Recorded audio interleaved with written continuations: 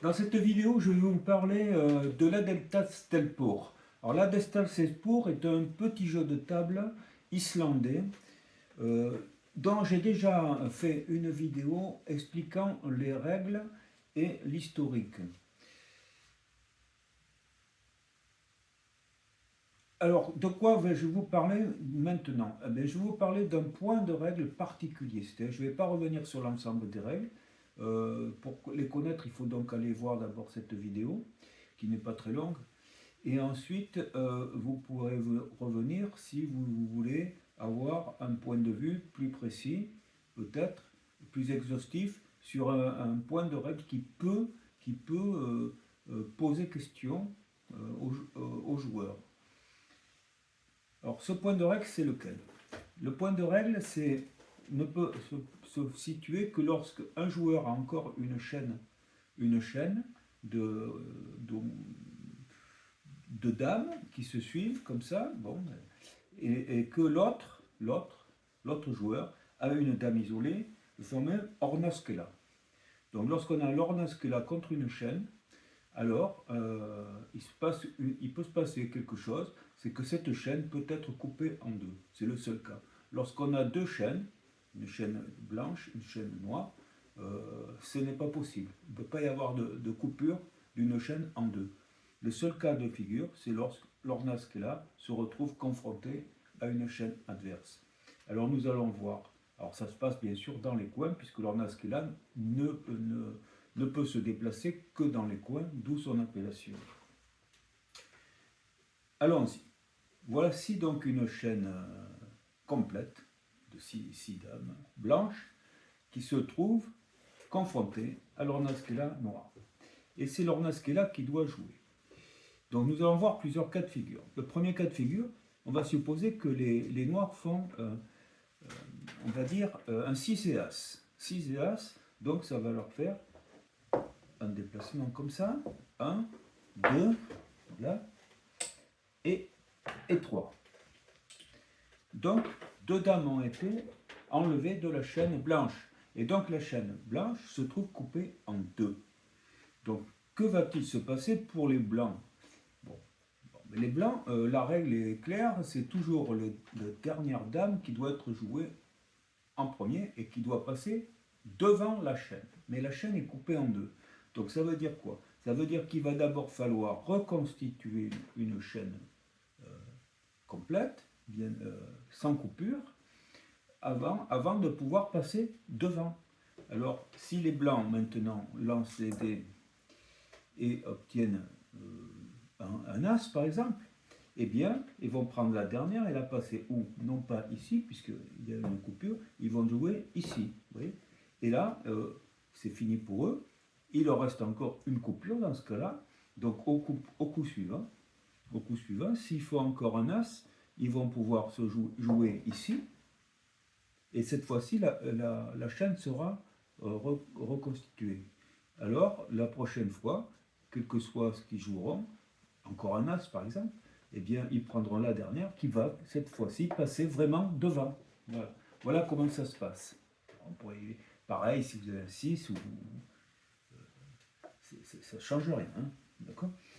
Par exemple, si je suis ici et que les blancs font un 6, hein, au lieu d'un As, eh ben on va faire, pour le 6, ils vont jouer donc 2 fois, une fois, 2 fois, et ils ont reconstitué. Et s'ils avaient fait un As, eh bien on continuerait comme ça. Donc voilà comment ça se passe. Ça, c'est le premier cas de figure où la chaîne a été ouverte. Maintenant, prenons un autre cas de figure où, on va dire, l'Hornaskela, cette fois-ci, va bien couper la chaîne, mais elle reste à l'intérieur. Donc, par exemple, elle va faire un 6. Les noirs font un 6. Un 6 tout seul. Hein. Un 6, donc ça fait 2 cases. 2 coins. Un premier coin, un deuxième coin. Mais cette fois-ci, il n'en sort pas. Il reste à l'intérieur. Alors, que va-t-il se passer? Eh bien, s'il est à l'intérieur, et que les autres, le deuxième joueur fait, alors on va dire d'abord un As, hein, les blancs font un As maintenant, voilà. Si les blancs font un as, même sujet que tout à l'heure, donc il faut d'abord se reconnecter, donc ils font ça. Voilà.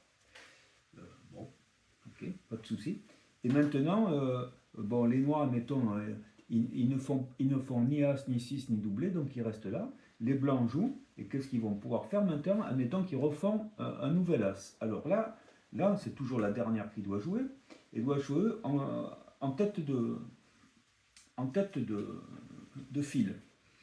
Bon, alors l'idée, ça serait de dire, bon, ben, ils sont là, donc ils passent devant celle-là et ils battent celle-là. Bon, alors non, parce que la règle est stricte sur ce point-là, elle est claire, c'est-à-dire que quand l'ornasque est là, se trouve encadré par deux dames adverses, directement encadrée par deux dames adverses, alors elle est directement. Donc alors elle est considérée comme connectée à la chaîne, et elle est invulnérable. Donc si maintenant les blancs font un as, ils vont jouer au bout de la chaîne, c'est-à-dire ils vont jouer ici. Voilà. Et si j'avais fait un 6, ils auraient donc joué celle-là ici, puis celle-là ici. Voilà. Voilà comment ça se passe. L'ornasque est là, entre deux dames adverses, est invulnérable. Elle fait partie du groupe pour les déplacements. Voilà. Ça, c'est, voilà encore donc un autre point qui est vu.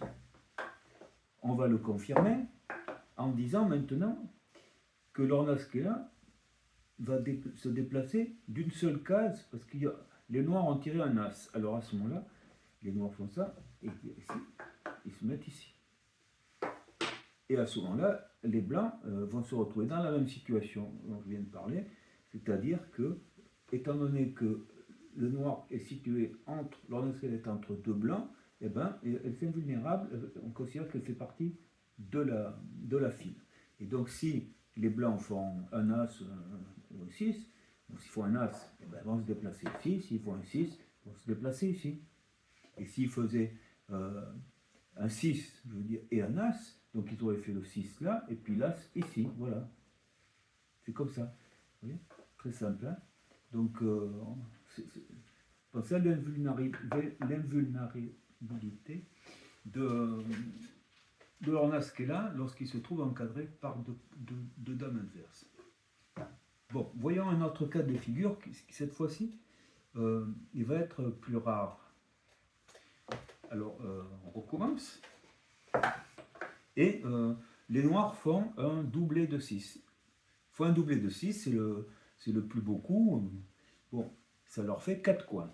Donc, un coin, deux coins,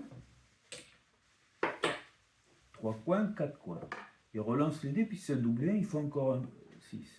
1, 2, 3, 4. D'accord?